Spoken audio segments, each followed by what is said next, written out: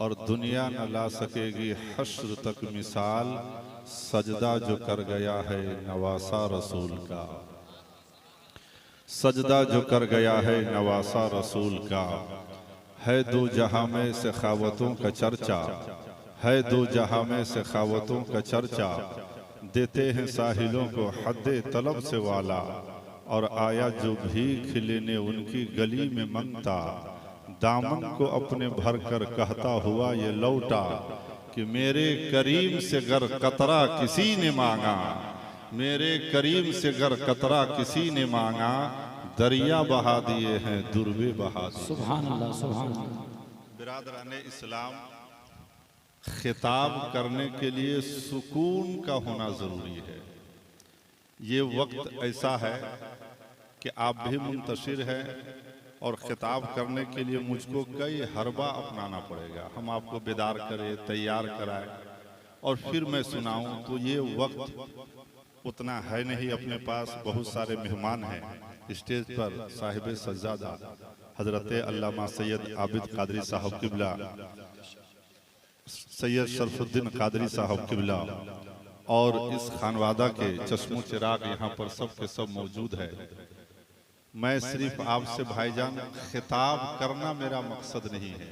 मैं एक दूर का सफर तय करके इस बारगाह में मैं इसलिए पहुंचा कि हिंदुस्तान में कादरी सिलसिले का सबसे पहला सर्वप्रथम सर्वश्रेष्ठ अगर कोई खनकाह है तो वो अमजहर शरीफ में है नहीं? हुजूर आप दुआ से नवाजे है नहीं? तो आप खुश नसीब हैं भाईजान। इस इलाके के लोग महान हैं कि अल्लाह ताला ने आपको उस क्षेत्र में पैदा किया है और आपको घर दिया है रहने के लिए, और उस धरती पर अनाज उपजा करके आप खा रहे हैं, जिस धरती पर गौसे आजम के औलाद यहाँ पर विराजमान है। कहने को तो बहुत कुछ है, कहने को बहुत कुछ है, लेकिन एक दो बात मैं अर्ज करना चाहता हूँ। मेरे पास कोई इल्म नहीं है, लेकिन आज जो कुछ भी है कादरी सिलसिले का और बिलखुसूस इस खानकाह का फैजान है। मुल्क नेपाल से मैं सफर तय करके सादिक भाई सैयद साहब जो इस खानकाह के भांजा है, हमारी मुलाकात हुई थी 6-7 महीना पहले, लेकिन इखलाक, किरदार, कैरेक्टर, नेचर, विचार, हुस्नो जन देख करके ये गुलाम, ये खादिम इस बारगाह का इतना गर्विदा हो गया कि मैं नेपाल से भागता हुआ आपके इस शहर में आ गया। और मैं साफ तौर पे कहता हूं कि जीना है तो जियो उस पत्थर की तरह। उठ बट मत कीजिए, मैं अपना काला यहाँ पर इस्तेमाल करने नहीं आया हूँ, सिर्फ एक दर्द। मेरी तकरीर में दाद वो लोग देंगे जिनके अंदर एहसास जिंदा हो। देखिए, एक होता है एहसास होना, एक होता है एहसास का मुर्दा होना। चाचा, ये दीनी महफिल है, वैसे नहीं बैठिए, सलीके से बैठिए। देखिए, ये भारत देश है हजरत, ये भारत देश खुस्तर साहब ऐसा देश है जो धर्म से अनुप्राणित होता है, और जो देश धर्म से अनुप्राणित होता हो वो देश कभी भी धर्म निरपेक्ष नहीं हो सकता। और इसलिए भी नहीं होता कि इसलिए इस देश के सर्वोच्च न्यायालय के एबलम पर लिखा हुआ है यतो धर्मस् ततो जयः।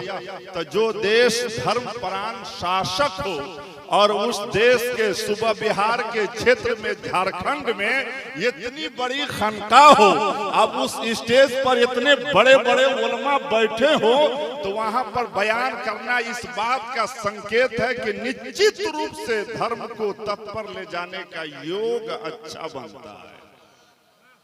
और मैं साफ कहता हूं भाईजान कि जीना है तो मत जियो पीपल के उस पत्ते की तरह, उस पत्ते की तरह जो पतझड़ के मौसम में झड़ करके जमीन पर गिर जाता है। जीना है तो जियो उस मेहंदी की तरह जो खुद तो पत्थर से घिस जाता है, लेकिन दूसरे के हाथ को लाले लाल कर देता है। जीना है तो जियो उस पत्थर की तरह, उस पत्थर की तरह जो पर्वत की ऊंचाई से गिरने के बावजूद अपने सुंदरता को खोने नहीं देता।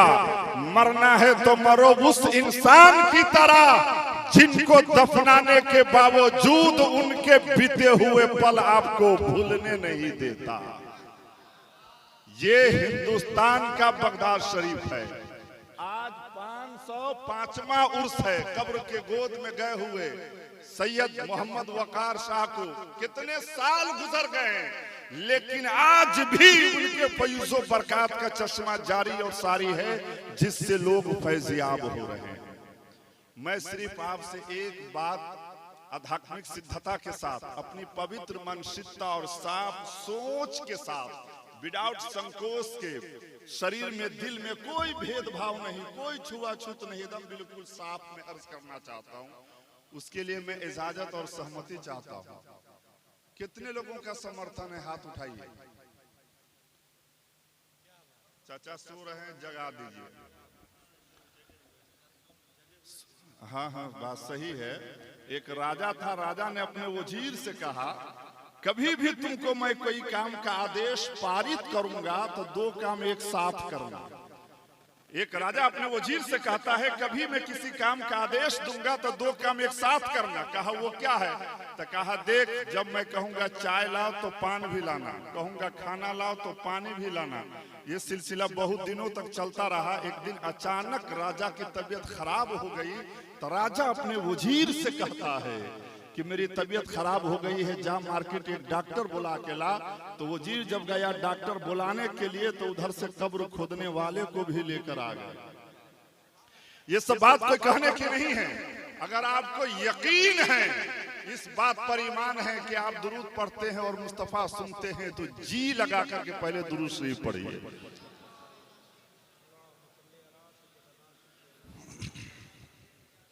बारिक वसल्लम सलातु सलाम अलैहि या रसूलुल्लाह बारिक वसल्लम। बस मेरी सिर्फ आखिरी बात, ये मेरे लिए बहुत बड़ी फख्र और सआदत की बात है। देख रहे इतने उलमाए कराम है, ये सब आपके इलाके कुर्बे जवार और हिंदुस्तान के, नेपाल से मौलाना बिरादरी में गालिबन में पहला हूँ। एक हिम्मत तो है हजरत, ये कोई छोटी मोटी बात नहीं है। अब तकरीर का मेरा जो अरमान, जो शौक जो था वो नहीं था, बल्कि बारगाह में हाजिरी देना। और इस खानकाह का ये करम है कि इस समय आपके बीच बैठ करके बोल रहा हूँ। किसी कहने वालों ने कहा है कि अभी तो सिर्फ परिंदे शुमार करना है, फिर बताएंगे किस किस पे वार करना है। अभी तो सिर्फ परिंदे शुमार करना है, फिर बताएंगे किस किस पे वार करना है। बहुत गुरूर है तुमको अपनी ताकत पर, हमें भी जिद है कि दरिया को पार करना है। सिर्फ एक बात, ये जिनकी औलाद है चश्मो चराग यहाँ पर मौजूद है ना, सिर्फ उस बारगाह, उस खानदान, उस कबीले का एक बात सिर्फ आप समाप्त करें भाईजान। जमीर देखिए, ये रास्ता है ना जो खानकाह में आने का रास्ता है ना, बोलिए ना, अगर आप जिंदा हैं तो बोलिए। पहले इस चीज को आप समझ लिए ताकि बात को समझने में आसानी होगी। एक होता है एहसास होना, एक होता है एहसास का मुर्दा होना। एहसास होना किसको कहते हैं? जैसे मैंने आपको टच किया तो आप ऐसे करेंगे, और है कि नहीं, इसको बोलते हैं एहसास। और एहसास का मुर्दा किसको बोलते हैं? आपको चाकू भी रख दे गर्दन पर तो कोई फर्क ना हो। तो अगर कहीं एहसास हो जाए कि बात में जिद्दत है, सदाकत है, मजबूती है, पायेदारी है, दम है, खम है, ऐठन है, अंगराई है, शहद की मिठास है, बुजुर्गाने का फैजान है, तो आप वहां पर सिर्फ बोल देना है आपको। क्योंकि मैं शायर हूं नहीं जो कहूंगा बार बार हाथ उठाइए। बात समझ रहे हैं ना? बहुत नरमी के साथ में अर्ज कर रहा हूं। एक बुजुर्ग है जो चौराहे पे बैठकर कई रोज की बासी रोटी, जौ की बासी रोटी पानी में डुबा करके वो खा रहे हैं। कई रोज की बासी रोटी वो पानी में भिगो करके खा रहे हैं। उसी पीरियड में एक फकीर, एक सायल आ गया। वो फकीर कहता है, हजरत महाराज हमें भी खिला लो। उस बुजुर्ग का, उस फकीर का ज़र्फ देखिए कितना आला है, जो कई रोज की बासी रोटी खा रहे थे चौराहे पे बैठकर। तो उससे एक शायर कहता है, मुझे भी अपने साथ खाना खिलाओ। तो उस बुजुर्ग ने ज़र्फ देखिए क्या आला है। वो बुजुर्ग फरमाते हैं, ये सामने वाले मकान में चले जाइए। इस रिवायत से पता चलता है जिस जगह पर बासी रोटी खा रहे थे सामने कोई मकान था। आप इशारा करते हैं, उस मकान में गए, वो खाना खा लिए। तब उस फकीर का भी ज़र्फ देखिए कितना आला है। अभी का फकीर नहीं है जो झोला लेके घूमता है। बात समझ रहे हैं ना भाईजान? बोलिए ना थोड़ा सा। है नहीं। उस फकीर का भी ज़र्फ देखिए कितना आला है। अब वो घर वालों से कहता है कि भाईजान अगर आपके पास कुछ खाना है तो हमें पार्सल के तौर पे दे दीजिए। तो घर वालों ने कहा कि भाईजान अभी तो आपने जी भर के खाया है ना, अब आप खाना क्यों तलब कर रहे हैं? तो उस फकीर ने कहा कि ऐसा है, आपके मकान के सामने एक बुजुर्ग हैं जो कई रोज की बासी रोटी वो पानी में भिगो करके खा रहे हैं।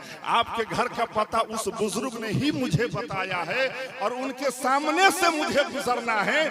तो ये ज़मीर हमारा अलाउ नहीं करता है कि उसके सामने से मैं कैसे गुजरूंगा। तो लिहाजा अब जो मैं आपसे खाना तलब कर रहा हूं तो मैं अपने लिए नहीं बल्कि उस बुजुर्ग के लिए तलब कर रहा हूं। नहीं, हम ही बोल ले रहे हैं सुभान अल्लाह। जब है ना, जब एहसास नहीं हो रहा है तो मैं बोल रहा हूं, आप मत बोलिए, जहमत मत कीजिए। सुभान अल्लाह सुभान अल्लाह। है नहीं, जैसे ही उन्होंने ये कहा कि उनके सामने से मुझे गुजरना है, उस बुजुर्ग के लिए मैं खाना तलब कर रहा हूं, तो मालूम है घर वालों ने क्या कहा कि भाईजान कि ये मकान उसी फकीर का है जो बासी रोटी खा रहे थे। अगर एहसास है तो बोल दीजिए, अगर आप में ज़मीर जिंदा है तो बोलिए, ये बुजुर्गों की बारगाह है, बोल करके बताइए और मोहब्बत से। तो मालूम है उस इंसान ने क्या कहा जिन्होंने खाना खिलाया था?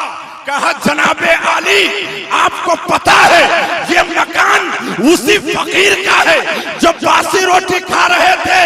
और कहा कि सुनिए, आपको मालूम है उस बुजुर्ग का नाम क्या है? कहा कि नहीं। कहा उसका नाम मौला अली है और जिसने खाना खिलाया उसका नाम हुसैन। रिपीट कम करो ना, रिपीट कम करो। हमें ज्यादा चीख पुकार नहीं चाहिए। हुजूर सिर्फ दुआ दीजिए, मैं इनाम के लिए नहीं। हुजूर दिलबर भाई जब आप दे रहे हैं तो कुछ बढ़ा करके दीजिए। नहीं दीजिए, एक तो देना नहीं था, दिए तो दीजिए ताकि हमारा भला हो। है ना, इजाजत है। जो लोग जिंदा है बोलिए या अली तोड़ दे दुश्मन की नली।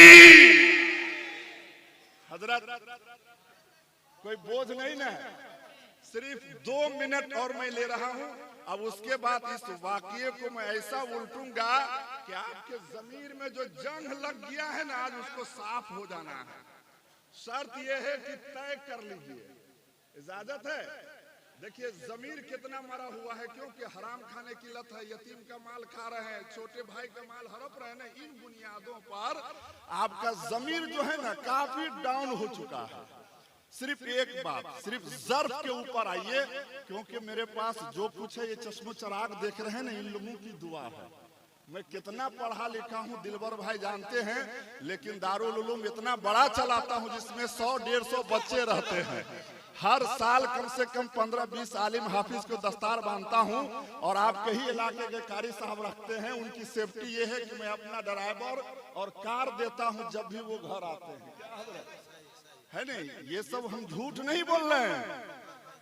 है नहीं, दिलबर भाई और इनसे बड़े बड़े भाई आपके इस एरिया के गवाह हैं। बस सिर्फ एक जमीर के ऊपर एक इंसान है, एक घोड़ा लेकर के बाजार में गया है बेचने के लिए। घोड़ा समझी था ना काका, ठूलो मानती हो। है नहीं, एक इंसान है जो घोड़ा बाजार में लेकर गया बेचने के लिए। घोड़ा हाईएस्ट कम से कम कीमत रखता हो देखने में भी तो 10 से 15 हजार। क्या दिलबर भाई? लेकिन जब बाजार में जो व्यापारी है उन्होंने कहा कि महाराज घोड़ा बेचिएगा? कहा कि हाँ। कहा इसकी कीमत क्या है? कहा 2000। तो बाजार में जो व्यापारी सब थे, दलाल उचक्का, उन्होंने कहा कि अरे ये घोड़ा तो देखने में ऐसे ही लगता है 15,000 से ऊपर क्या, लेकिन 2000 में क्यों बेच रहे हैं? तो घोड़ा वालों ने कहा ये मेरी मजबूरी है। तो जितने दलाल थे अब उसको जानकारी में लग गए छानबीन में कि कौन ऐसी मजबूरी है जिस बुनियाद पर ये 2000 में बेच रहा है। घोड़े वालों ने कहा कि मेरी बेटी की शादी है, उसकी तकरीबात में मेरे पास 2000 की सख्त जरूरत है। कोई सबील, कोई वसाइल नहीं मेरे पास। तो मेरा दिल ने ये फैसला कर दिया दरवाजे का जानवर है, बेच करके हम अपने काम को अंजाम देते हैं। अल्लाह जब माल देगा तो इससे भी अच्छा घोड़ा खरीद लूंगा।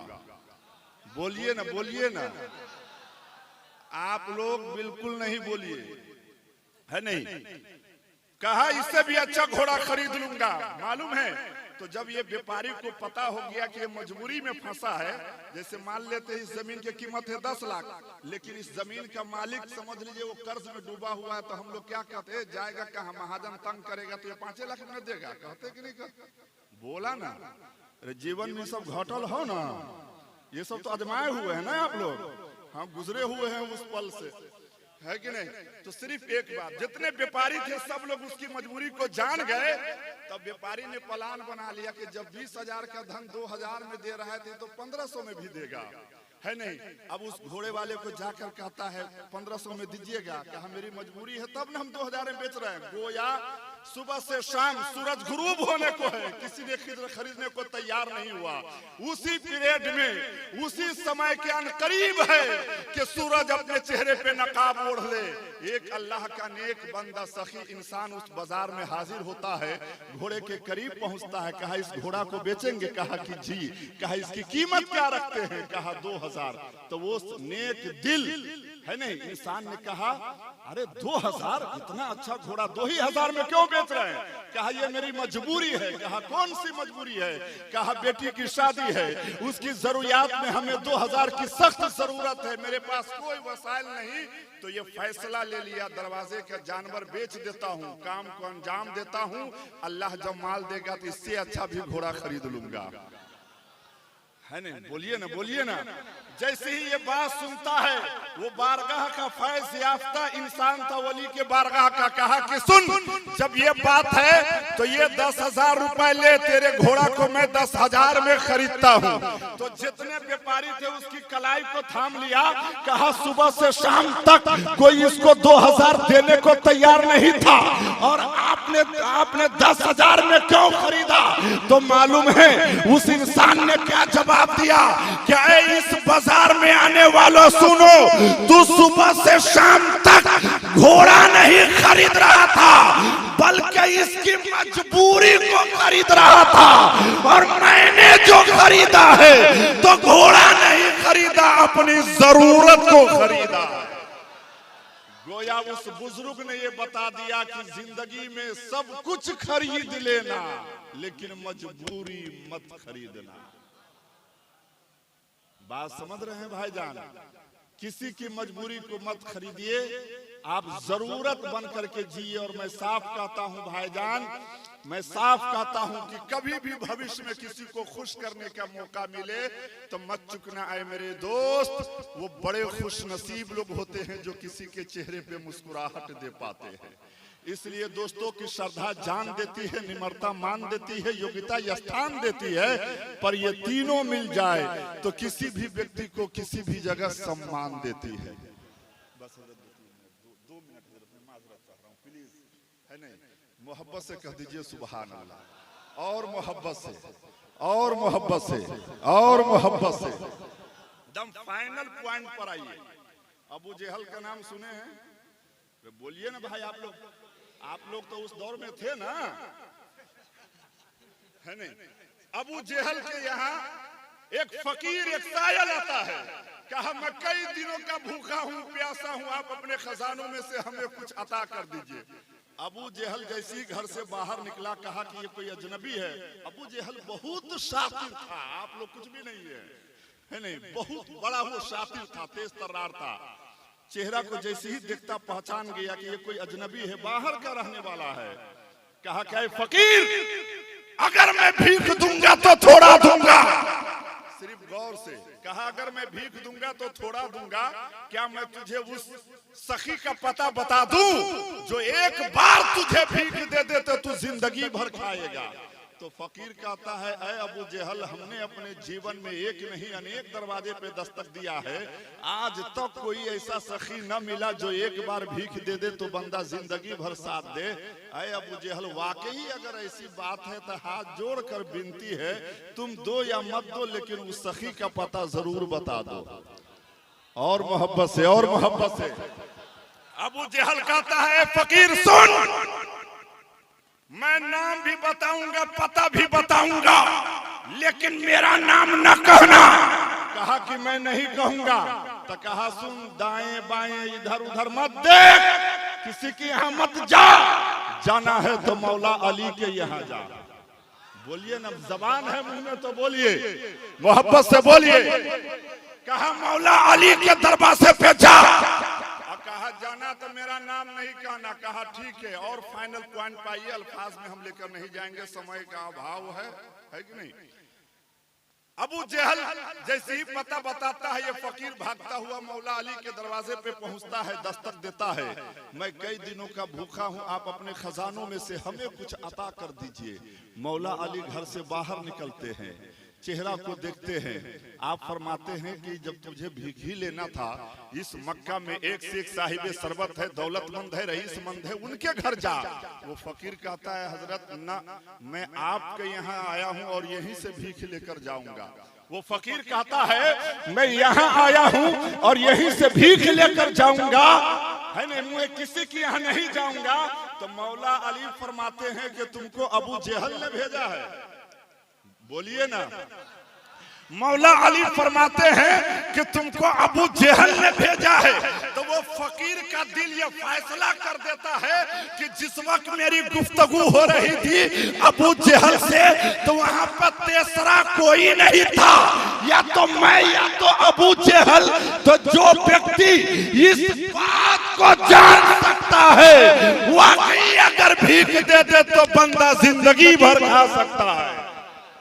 कहा कि जी हजरत, हमें अबू जहल ने भेजा है। कहा हजरत, जब सब कुछ जान गए हैं तो ताखिर नहीं कीजिए, अता कर दीजिए। बोलिए ना, बोलिए ना, बोलिए ना। और बुजुर्गों के पास कुछ नहीं होता, आप पता लगाएंगे तो मिसाल लीजिए, इसी खनकाह में तस्बीह है, मौला अली का कमर बंद है, हजरत बीबी फातिमा के 72 पेवन जो दुपट्टा था उसके तबर्रुकात, गौसे आजम की टोपी और क्या क्या, यही सब ना है। अब बोलते क्यों नहीं है आप? जबान बैठी हुई नहीं ना है, आप कुछ मुंह में रखे हुए नहीं ना है नहीं। तो मालूम है मौला अली आंख बंद करते हैं, नबी पर दुरूद पढ़ते हैं, हाथ को यूं लहराते हैं। अब फरमाते हैं ऐ सायल अपना हथेली बढ़ा। तो हथेली जब वो फकीर बढ़ाता है तो मौला अली उसके हथेली में यूं मुट्ठी को रख देते हैं, दम करते हैं, और आप फरमाते हैं कि जा मैंने तुमको भीख दे दिया। हम बोल लियो तोहर बदला सुभान अल्लाह। कहा ना, हम ही बोलियो सुभान अल्लाह, कहा है नहीं। जब इनाम नहीं दे रहे तो कम से कम दाद भी तो दीजिए, है नहीं। लेकिन मालूम है मौला अली फरमाते हैं ऐ सायल, घर बाद में जाना, पहले अबू जहल के यहाँ जा। और कहा सुन, जाना तो मेरा नाम नहीं, दूर दुन्नू रखो, तुम जाओ जाओ जाओ जाओ, कहा मौलाना कबूल कर लिए। मोहब्बत से कहिए सुभान अल्लाह। बोलिए ना भाई, बोलिए ना, आप लोगों को भी छुट्टा लेना है। बस आखिरी बात, एक सेकंड, एक मिनट, मोहब्बत से बोल दीजिए सुभान अल्लाह। रंग में आइए, रंग में, है नहीं। मौला अली फरमाते हैं घर बाद में जाना, इस मुट्ठी को पहले न तुम देखना न किसी को दिखाना, दिखाना तो पहले अबू जहल को दिखाना। मालूम है, अभी दाद मत दीजिए, बात समझिए, है नहीं। तो वो फकीर कहता है अपने दिल में कि उन्होंने तिजोरी तो खोला नहीं, जेब में तो हाथ दिया नहीं, वो की देले होते जैसे हम जिंदगी भर खावे, वो क्या दे दिए होंगे जिससे मैं जिंदगी भर खाऊंगा। ऐ फकीर, अपना हथेली ना देख, देने वाले का चेहरा देख। वो नबी का गुलाम है, उसका आलम ये है कि जहां चराग जले तो काला हो जाए, नबी का गुलाम जाए तो उजाला हो जाए। बोलिए ना महाराज, बोलिए आप, है ना, मोहब्बत से बोलिए सुभान अल्लाह। अब उधर अबू जहल अपने तमाम साथियों के साथ बैठा है। अबू जहल कहता है, ऐ मेरे साथियों, जब ये गाया था तो हाथ हिलाते हुए गाया था, आ रहा है तो मुट्ठी बंद करके आ रहा है। तो अबू जहल दौड़कर आना चाहा तो ये फकीर कहता है, ऐ अबू जहल घबरा मत, यहाँ आदेश पारित ये हुआ है कि न मैं देखूंगा न मैं किसी को दिखाऊंगा। दिखाना तो पहले अबू जहल को दिखाना। अबू जहल के सामने जब मुट्ठी को खोल देता है तो अबू जहल की आंख फटी की फटी रह जाती है। अब अबू जहल अपने साथियों में कहता है, हम नवाबों में कहता है, अपने दोस्तों में कहता है, ऐ मेरे साथियों, ये मौला अली ने इस मोती को किस समंदर की तह से निकाला होगा, किस जवाहरी बाजार से मंगाया होगा। तो वो फकीर कहता है, ऐ अबू जहल, अगर पूछना है तो मुझसे पूछ, हे अली ने इस मोती को किसी समंदर की तह से नहीं निकाला है, किसी जवाहरी बाजार से नहीं मंगाया है, बल्कि मौला अली ने अपने नबी पर दुरूद पढ़ करके दम कर दिया है और अल्लाह ने हीरे में तब्दील कर दिया है। अल्लाह ने हीरे में तब्दील कर दिया है। अब मुझे अर्ज कर लेने दिया जाए, ऐ अंजर शरीफ के उर्स में आने वालों, है मौला अली ही शेरे खुदा, ये कोई नबी नहीं है, ये रसूल नहीं है, ये पैगंबर नहीं है, बल्कि नबी के बारगाह का फैज याफ्ता गुलाम है। तो जब नबी के गुलाम मौला अली का जब ये आलम है तो उस नबी का क्या आलम होगा, जिस नबी के अंदर खिताब आदम भी है, शुजात नूह भी है, मार्फत शीश भी है, खुल्लत इब्राहिम भी है, लिसान इस्माइल भी है, रज़ाय इसाक भी है, फसाहत साली भी है, बशारत याकूब भी है, हुस्न यूसुफ भी है, कलाम मूसा भी है। खुलासा कलाम ये है कि जब अली का ये आलम है तो उस नबी का क्या आलम होगा। और ये लोग जो बैठे हैं उसी अली के दर के गुलाम हैं। बस उनके गदा भर देते हैं शाहाने जमाना की झोली। मोहताज का जब ये आलम है तो मुख्तार का आलम। सुभान अल्लाह, सुभान अल्लाह। मैं शुक्रगुजार हूँ आपका भी, इस खनवादे का भी, उलमाए धनवाद का भी, है ना, माशाअल्लाह का शुक्रगुजार हूँ। और माशाअल्लाह का भी कि आपने उस काबिल समझा जो यहाँ हमें बुला लिया। बस इतना जानिए, बस हुजूर हो गया। किसी के दरवाजे पर कोई लोग जाते हैं तो तीन कारणों से, भाव से, प्रभाव से, अभाव से। यदि अगर आपके दरवाजे पे कोई भी व्यक्ति अभाव में दुखी होकर आया है तो आपसे जो बनता है मदद करे। अगर भाव में आया है तो प्रेम से गले लगाइए, प्रभाव में आया है तो प्रसन्न हो जाइए कि परवरदिगार ने आपको इतनी क्षमता दी है कि आपके दरवाजे पे लोग चल करके आते हैं। हुजूर आप उस खनवादे के चश्मो चराग हैं जिनके दहलीज पर पूरी दुनिया से लोग आते हैं। क्या बात है।